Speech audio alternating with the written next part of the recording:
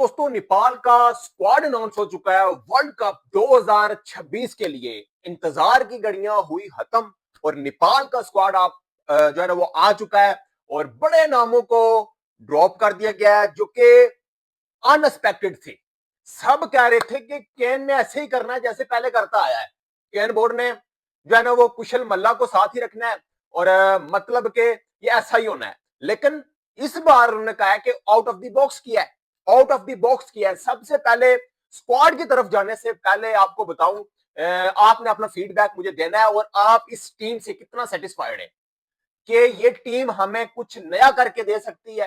क्या ये team England जैसी टीम को शिकस्त देने की पोजीशन में है? आप इसको देखते हैं और इसको वेस्ट इंडीज जैसी टीम जो कि इससे पहले आप उसको शिकस्त दे भी चुके हैं, बांग्लादेश को, वेस्ट इंडीज को, इन टेस्ट नेशन को शिकस्त देने की पोजीशन में है या नहीं?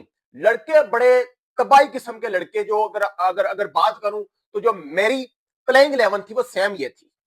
मैंने जो वीडियो डाली थी पहले, आज से 1-2 वीक पहले मैंने बोला था कि भाई साहब मैं ऐसा स्क्वाड देख रहा हूं, ये स्क्वाड होना चाहिए और सेम वो हुआ है। मैंने बोला था कि आरिफ को आप T20 में ट्राई करो, आरिफ शेख को आप, आसिफ शेख के जो भाई है उसको आपने ट्राई करना है और एट द एंड आपके भाई की बात सुन ली गई है, केन बोर्ड ने सुनी है और आरिफ शेख को भी भाई साहब डाल दिया गया स्क्वाड में। पहले सबसे पहले स्क्वाड की तरफ आते हैं भाई साहब। स्क्वाड को आपको मैं बताता जाऊं कि रोहित पौडेल कप्तान, लुम्बिनी लायंस के कप्तान, जिन्होंने जो है ना इस बार टाइटल भी अपने नाम किया है और अनबिलीवेबल क्रिकेट खेली है और तबाही किस्म की कप्तानी उस बंदे ने की है। और उसके साथ भाई साहब वाइस कप्तान टाइगर्स दीपेंद्र सिंह एरी, वो तो आपको सब पता है, नाम तो जानते होंगे सब।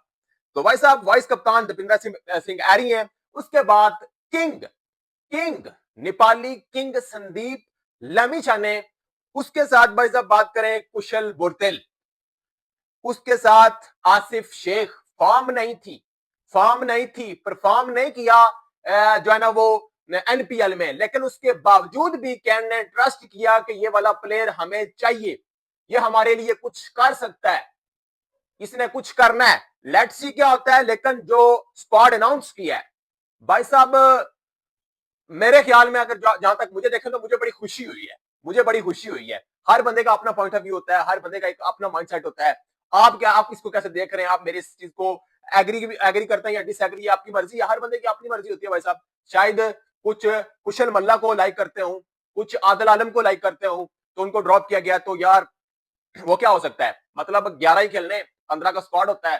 तो भाई साहब इसमें उनको ड्रॉप किया गया है। उसके साथ आप बात करें संदीप जोरा, हार्ड हिटर बल्लेबाज, उसके साथ आरिफ शेख भाई चॉइस, उसके साथ बसीर अहमद। यार मैंने भी बोला था बसीर अहमद होना चाहिए।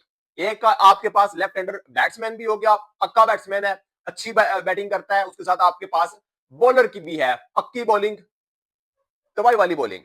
उसके साथ भाई साहब सोमपल कामी ऑलराउंडर, करण केसी ऑलराउंडर, नंदन यादव, उसके साथ गुलशन जहा हार्ड हिटिंग बल्लेबाज गुल्लू भाई, उसके साथ ललित रजवंशी। यहां पर तुझे थोड़ी सी मुझे मायूसी हुई है। देखे ना, वो कहते हैं ना कि यार हर चीज परफेक्ट नहीं होती, जैसा आप सोचते हैं वैसा हर बार, मतलब हर वैसा होता नहीं है। वैसा आपको मतलब कहेंगे 100 में से 100 वो आपकी बात चले तो वो होती नहीं है। ललित को डाल दिया गया है विदाउट परफॉर्मेंस। उसके साथ शेर मल्ला, जो कि आपको पता है कि शेर मल्ला ने एनपीएल सीजन 2 में किस किस्म की बॉलिंग की है। तो भाई साहब वेल डिजर्विंग ये नाम था, वेल डिजर्विंग ये बंदा था, शामिल कर दिया गया है जो है ना वो शेर मल्ला को। उसके साथ लुकेश बम ने परफॉर्म नहीं था किया इस एनपीएल में, लेकिन कहीं ना कहीं पर मुझे लग रहा था कि यार लुकेश के साथ जाना चाहिए। आपके पास सेकंड बैकअप विकेट कीपर भी, बल्लेबाज भी है, विकेट कीपिंग कर सकता है, ओपनर सेकंड ओपनर आपके पास है। तो लुकेश बम को आपके साथ होना चाहिए, मतलब मेरी ये राय थी। परफॉर्मेंस नहीं भी है लेकिन फिर भी आप लुकेश के साथ जा रहे तो बेटर है। 15 का स्क्वाड है, इसमें आपके जो क्वालिफायर थे, क्वालिफायर में मेरे ख्याल में कौन कौन क्वालिफायर में नहीं था, वर्ल्ड कप के जो क्वालिफायर खेले गए थे उसमें आप देखें बसीर अहमद नहीं था, उसके साथ आप कह लें आरिफ नहीं था, और आई थिंक जो है ना वो शेर मल्ला, ये 3 नाम नहीं थी जो कि अब ऐड हुए, बाकी वही पुरानी टीम है। और आदिल आलम को भी भाई साहब नहीं रखा गया, और उसके साथ ही भाई साहब शेर मल्ला को ड्रॉप किया गया है। और शेर मल्ला भाई साहब स्टोरी भी लगा रहे हैं फेसबुक पर अपने, उनकी उनकी मैं स्टोरी भी मैंने देखी है। तो भाई साहब स्टोरी आप लगाएं, कम बैक करें, आप मेहनत करें भाई साहब, मेहनत करके आए। हम यही चाहते हैं, हम आपके दुश्मन नहीं है, हम चाहते हैं आप परफॉर्म करके आए, परफॉर्म करें आप। आपकी बैटिंग बहुत ही तबाही वाली बैटिंग है आपकी, आपकी बैटिंग मैंने देखी है। लेकिन भाई साहब आपको आपको अपने आप को मनवाना होगा। आपने आपने मेहनत करनी है, मेहनत करके टीम में आना है, परफॉर्म करके टीम में आना है, तो मजा तब है। तो उसके साथ ही भाई साहब कुछ बंदे ये भी बोल रहे हैं कि विनोद भंडारी के साथ भाई साहब जो है ना वो जस्टिस नहीं हुआ। लेकिन देखें, विनोद भंडारी अच्छी उस बंदे की परफॉर्मेंस है। अगर आप एनपीएल के टैलेंट को रिस्पेक्ट देते हैं तो भाई साहब वो भी होना चाहिए था, विनोद भंडारी भी होने चाहिए थे। लेकिन विनोद भंडारी देखें, आप आपके पास ऑलरेडी लोकेश बम भी है, आपके पास आसिफ शेख भी है, और आपके पास एक एक एक एक स्पिनर आप छोड़ देते। देखें, बसीर बसीर और लोकेश बम दोनों में से किसी एक को ड्रॉप करना था, तब आप विनोद को साथ लेकर जा सकते थे। लेकिन आप देखें, दूसरी चॉइस आपके पास ये भी है कि बसीर बॉलिंग भी करता है और लेफ्ट हैंडर भी है, लेफ्ट हैंडर बैट्समैन आपको चाहिए था, जो कि आपने मल्ला को ड्रॉप किया एंड बसीर अहमद को डाल दिया। तो ये बड़ा एक अच्छा साइन है नेपाल की तरफ से। बाकी दोस्तों आप किस पर क्या रहे, आपने भी कमेंट्स में मुझे बताना है। लेकिन मैंने जहां तक देखा है, जहां तक स्क्वाड को मैंने पढ़ा है, कि ये जो मुंबई वानखेड़े की विकेट होगी, उसमें आप देखें भाई साहब आपके पास अच्छी खासी बैटिंग है, अच्छी खासी बैटिंग है। यहां पर कुशल बोतल चल जाते हैं, यहां पर आसिफ शेख अगर अगर अगर अगर अगर उस बंदे में थोड़ी सी भी हुई ना, तो वो बंदा रन करेगा, वो बंदा परफॉर्म करेगा कि यार विदाउट परफॉर्मेंस मुझ पर ट्रस्ट किया जा रहा है, मुझे साथ रखा जा रहा है, मुझे वर्ल्ड कप में जो है ना वो डाला गया है, तो मैं कुछ करूं। तो वो मुझे उम्मीद है कि इंशाल्लाह आसिफ भी कुछ करेगा।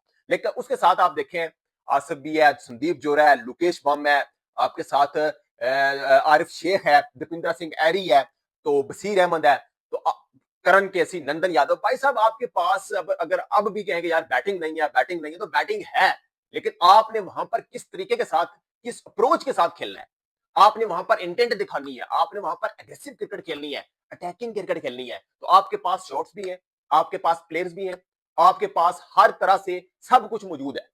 लेकिन आप क्या करते हैं, ये सवाल है, ये आप पर है, ये आपने इसका जवाब देना है कि आप क्या कर सकते हैं वहां पर, उस दिन आप क्या करेंगे।